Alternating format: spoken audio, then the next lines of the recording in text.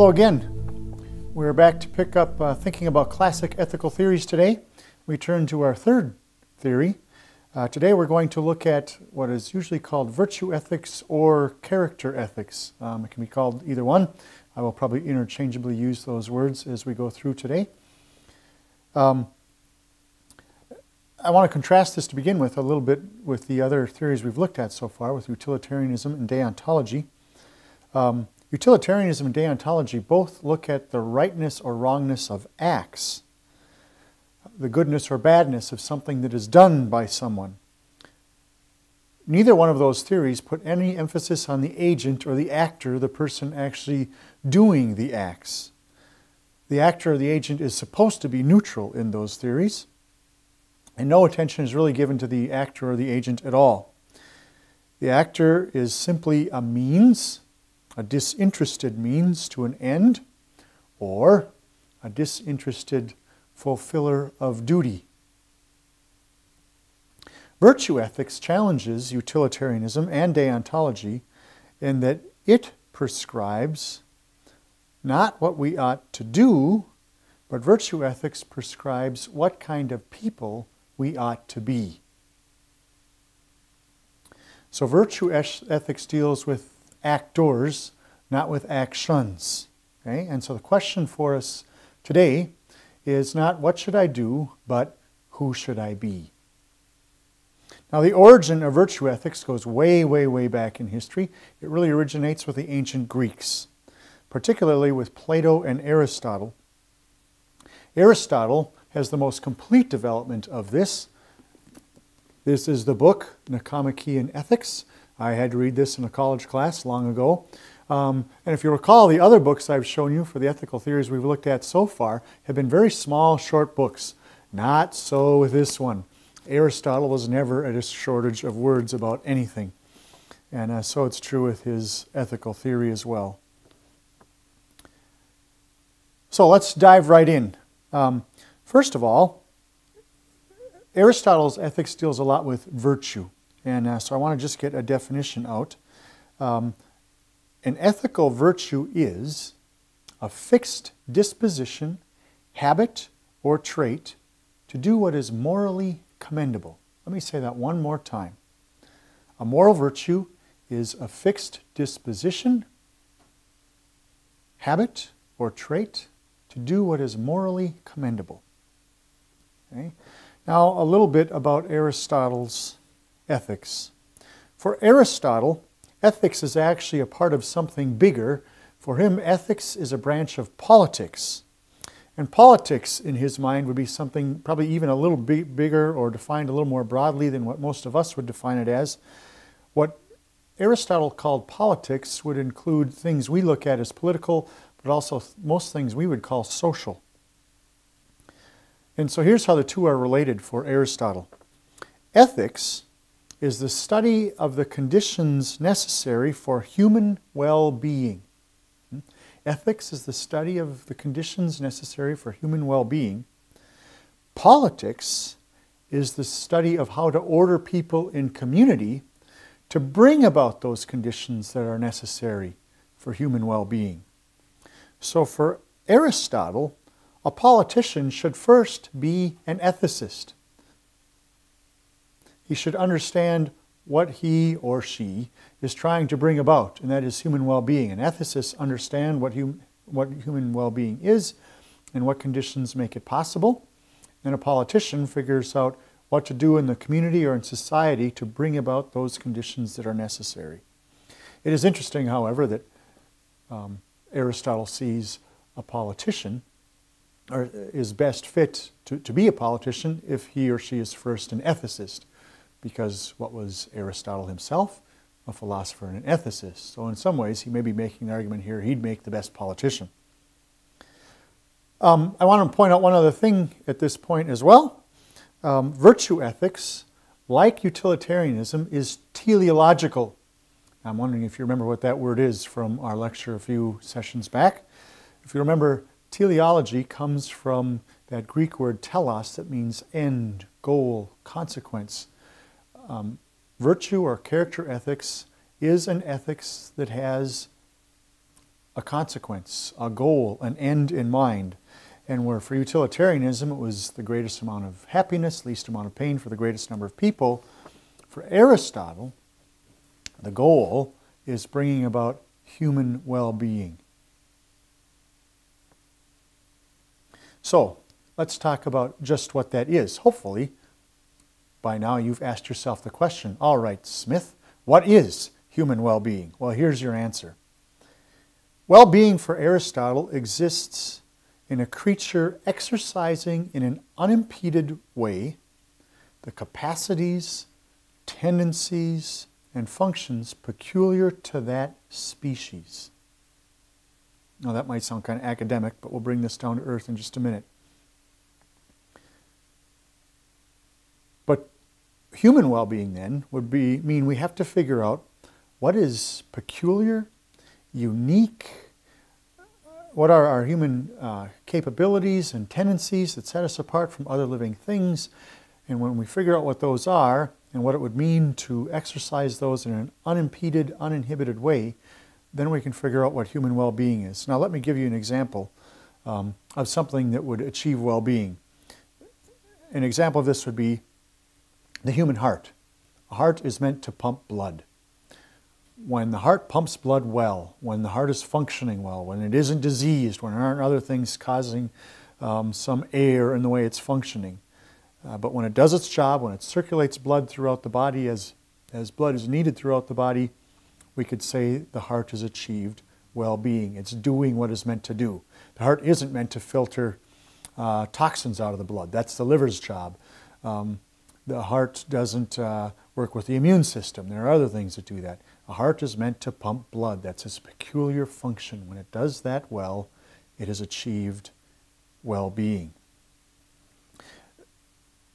The word behind well-being, or what Aristotle uses for well-being in the Greek here, is arete. Arete. And the word can be used to apply to all sorts of moral virtues, but the word can be translated in a whole host of ways, and so it's kind of hard to get Aristotle's sense here into English. But this word could be translated as magnificence, dignity, excellence, cheerfulness. It can be used in any of those ways to apply to any sort of human behavior. Now, another thing that's important to remember or realize with Aristotle is that, as he understood it, human beings are not born virtuous. We don't come out of the womb good moral creatures, but instead we have to be trained in virtuous behavior. And that training should eventually make virtuous behavior become a habit, a part of the way we just automatically live our lives. But it comes through hard work and training. And so, for Aristotle, moral virtue was many like other skills human beings can be trained in. For instance, I'm also a hockey coach here at the school. I could probably teach you how to skate, how to use a hockey stick and handle a puck. And it takes lots of work and practice to get good at those things, but I could show you how to do that, and with enough work on your own, you could probably become rather sufficient. Or proficient, I mean. I also play the violin, and I give people violin lessons. I could also probably teach you how to do that. And again, you'd have to spend lots of time practicing and working on your own, but it's a skill that anyone can learn if you're willing to put in some time and some work. Aristotle saw moral virtues the same as those kinds of skills, that with enough work and practice you can become good at being morally virtuous. So, let's come back then to the question that started this off. What is human well-being? For Aristotle, the specific human attributes that set us apart, that are peculiar to us and no other living species, at least not on the same level as us, is rationality and intelligence. Those are the peculiar things that make us different from all other living species. And so when we can exercise our rationality, our reasoning abilities in an unimpeded way, we have achieved human well-being. Thus, for Aristotle, a life controlled by reason is the highest form of well-being. I'll say that once more. For Aristotle, a life controlled by human reason is the highest form of human well-being. Now again, is it a big surprise that a philosopher would single out thinking and reasoning as the most peculiar and unique of all human abilities? Now, we still might agree on all sorts of other levels, but I just find it interesting again that Aristotle is holding himself up in some ways as somebody who's really achieved human well-being because he spends his life thinking. I want to play with that a little more. For Aristotle, there are actually two kinds of rational activity. The first is pure thought, which he thinks is the highest of all human activities and the most excellent of all human activities. And the way to really define pure thought is when we step back and think about thinking, when we think about thought itself. To Aristotle, that is the highest form of human activity. The second kind of rational activity Aristotle understands is that of applied thought. And for him, this is practical wisdom. Things we apply to living life that make life work. And so for Aristotle, ethics and morality fall under that second category. Ethics and morality are examples of applied thought. Practical wisdom knows what ends we should choose to pursue in life and how best to pursue them. Okay? And again, for Aristotle, you have to be trained to become morally virtuous. You have to be trained to exercise this most unique of all human abilities, the ability to think and rationalize. And to achieve well-being takes practice and training over years and years and years. And for him, when it comes to morality and cultivating moral virtues, that too takes many years of practice. And he had kind of a little threefold way of thinking about that and how to train one in virtuous behavior. For him, there are two things to be avoided, two extremes to be avoided in training in moral virtue. The first is the vice of excess, that is, of having too much or doing too much of anything. The second, and you've probably jumped to this conclusion by now anyway, is the vice of defect, the vice of not doing something enough or not having enough of something.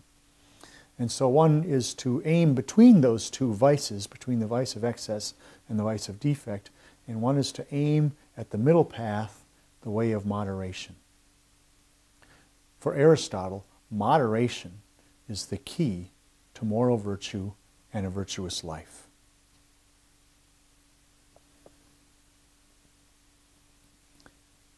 Now, there are some great strengths to this ethical theory, this approach to ethics. It focuses on people and actors more so than on actions. Okay? However, there may also be some problems with this. William Frankena, who we're going to look at in our next lecture, he's the man primarily behind situation ethics. He once looked at virtue theory and said, traits without principles are blind.